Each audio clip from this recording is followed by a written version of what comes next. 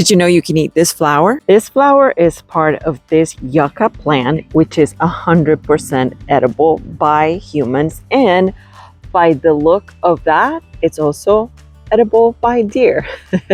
They took a big bite last night. When do you pick yucca plant? They are available for about 2 months during the year, usually around May and June. How do you pick them? Well, you just simply grab the flower. You don't even have to be gentle, and you pull it just like that.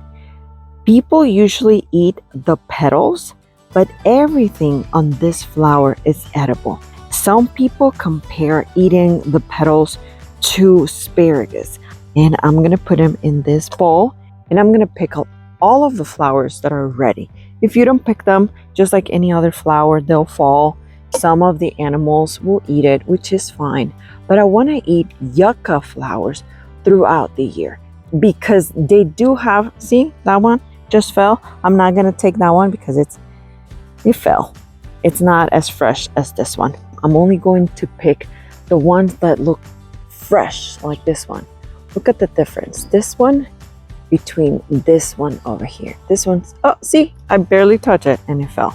These are 100% edible when they are raw. The problem is that they have saponins and they can either upset your stomach or leave a bitter aftertaste. In Costa Rica, they're called flor de itabo. They're also known as flor de isote in other countries. Last year, I harvested some as well and discovered that you can freeze them. So you can eat them all year round. That's what I'm gonna show you later in this video. In the channel, I have a recipe on how to make picadillo, and it's with potatoes and sofrito, which sofrito is onion, pepper, garlic.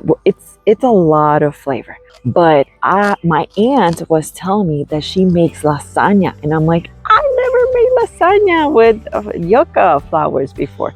I'm going to try it and see if I like it. If I like that recipe, I'm gonna share it with you. And I've also made tortas, which is like scrambled eggs with yucca, picadillos, soups. I have seen it, I've never done it, but I've seen people frying them and leaving the flour like this, like whole, and then they put them on a plate. Oh my God, that is probably so pretty. Can you imagine decorating a plate with a flower, a delicious flower like this one? Well, thank you guys for coming to pick some of the flowers with me. Bring your yucca blossoms inside and rinse them with lots of water. When you add water, the little bugs start coming out, and unfortunately, some of them die. You can just remove them from the water. It's a lot easier when they float up, and you can just remove them easily like that. I don't want to kill the bugs, but it is part of. If you want to open each flower and make sure they don't have bugs inside, that's another option. And if you decide to just use the petals, just go ahead and like that, have them removed. You can discard this little thing and just use your petals. Once your water is boiling, it's just a tiny bit of water. You'll see the flowers are gonna immediately start cooking, and they're going to shrink in size. And we're only going to cook this for about 2 minutes. We are actually blanching them. You can see how they start changing color, a little bit greener. See that? You see how they reduce size? They're almost done. Like I said, just 2 minutes, and we're gonna turn this off in a couple of seconds. And if it's easier with a spoon or with the tongs you were using, go ahead and remove them. We are going to let them dry either in a towel or paper towels. I grab them with my hands, they're not that hot anymore. Put them on top of the towel. I changed my mind, they are very hot.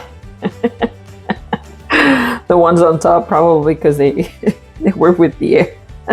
They were not as hot, but the ones on the bottom, they were very hot.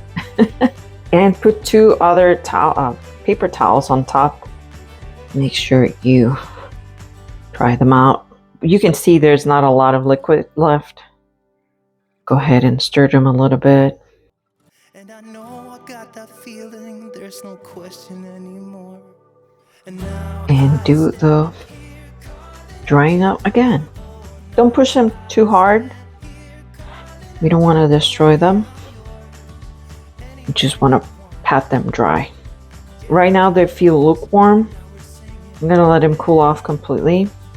You can also shock them with cold water if you want it. And I'm going to let them cool off completely. Let's say about 10 minutes. I have already put some of the flowers in this little bag. I'm going to put this other one in this other bag. This is enough flowers for a big meal. Maybe that lasagna that my aunt was telling me about that I'm going to try for sure. But I don't know if I'll be able to upload it for this year because, like I said, these flowers only last 2 months during the year. And I have other videos coming up to the channel, maybe for next year. But this way, and this is the reason why I wanted to upload this video right away, is because if you want to freeze them and have them all year round, there you go. Now you have the tools and you have the knowledge to do it. And I like to vacuum seal it before freezing them. And I like to use the pulse option. Because see, I don't want to go harder than that. Maybe a little bit. I don't want to squeeze my flowers. Yeah, maybe just a little bit. And then seal them. There you go.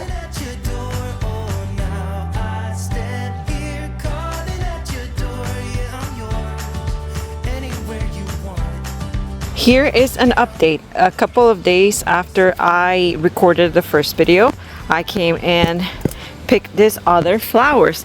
I did forget to mention that you can cut the flower here. She will regrow, because like this one, that was from last year. She will go back. She will create new buds. But I don't like to do it because there's still buds over there. Flowers or opening later. And I like, it's still too early. It's only the 2nd of January. This one has a lot more buds.